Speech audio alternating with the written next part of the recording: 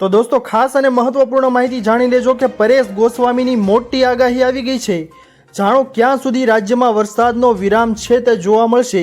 આ સિઝનમાં હજુ કેટલા ટકા વરસાદ થશે તે જણાવવામાં આવ્યું છે। દોસ્તો હવામાન નિષ્ણાત પરેશ ગોસ્વામીએ આગાહી કરી છે કે જુલાઈ મહિનામાં છેલ્લા અઠવાડિયામાં પણ વરસાદ થશે, જ્યારે રાજ્યમાં હવામાન વિભાગની આગાહી મુજબ વરસાદ વરસી રહ્યો છે।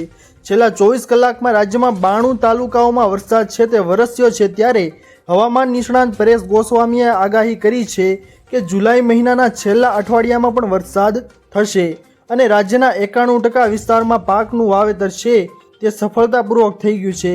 તેવામાં હવામાન નિષ્ણાત પરેશ ગોસ્વામીની આગાહી કરતાં જણાવ્યું છે કે 11 જુલાઈથી વરસાદના રાઉન્ડનો છેલ્લો દિવસ છે। આ પછી 12 તારીખથી વરસાદમાં ગેપ આવશે અને હવે આવનારા દિવસની અંદર 12 થી 19 તારીખ દરમિયાન રાજ્યની અંદર એક વરાપનો માહોલ છે તે થઈ જશે। એટલું ચોક્કસથી કહી શકાય કે ચોમાસું છે એટલે કે ક્યાંક છૂટા છવાયા અને ક્યાંક સામાન્ય ઝાપટા પડે એ અપવાદરૂપ રહેશે।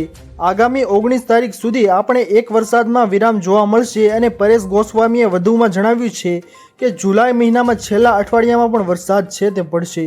ઓગસ્ટમાં અને સપ્ટેમ્બરમાં પણ વરસાદ છે તે પડશે। અને વાત કરીએ દોસ્તો અત્યારની, તો અત્યાર સુધી 46% વરસાદ છે તે વરસી ચૂક્યો છે, એટલે કે દોસ્તો 50% જ ગણવાના કે 50% અત્યાર સુધીમાં છે તે વરસાદ વરસી ગયો છે। લાંબા ગાળાના અનુમાન પ્રમાણે એવું પણ દર્શાવેલું હતું દોસ્તો કે 98 થી 106 સુધીના વરસાદ 2025ના ચોમાસામાં જોવા મળશે। પરેશ ગોસ્વામીએ જણાવ્યું છે કે ઘણા ખેડૂત ભાઈઓને એવું લાગતું હશે કે અમારા વિસ્તારમાં તો હજુ વરસાદ ઓછો છે। કચ્છના ખડીર અને બન્ની વિસ્તાર અને વાગડ વિસ્તારમાં ઘણા બધા ગ્રામ્ય વિસ્તારમાં ગુજરાતનો સૌથી ઓછો વરસાદ છે તે નોંધાયો છે। આ વર્ષે ગીર સોમનાથમાં ઓછો વરસાદ પડ્યો છે। ગુજરાતની અંદર 91% વિસ્તારની અંદર ચોમાસું પાકનું વાવેતર છે દોસ્તો તે થઈ ગયું છે અને 9% વિસ્તાર એવા છે કે ત્યાં ચોમાસું પાકનું વાવેતર છે તે બાકી છે।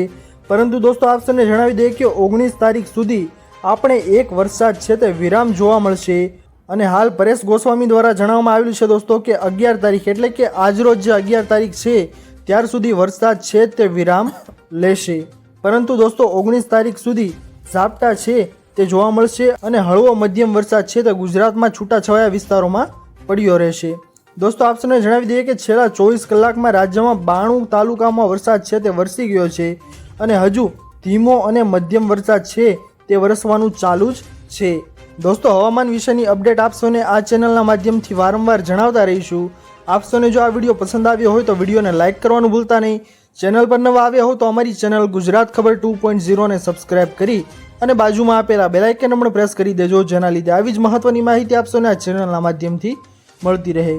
તો દોસ્તો મળીએ હવે પછીના વિડીયોમાં, ત્યાર સુધી જય હિન્દ અને વંદે માતરમ।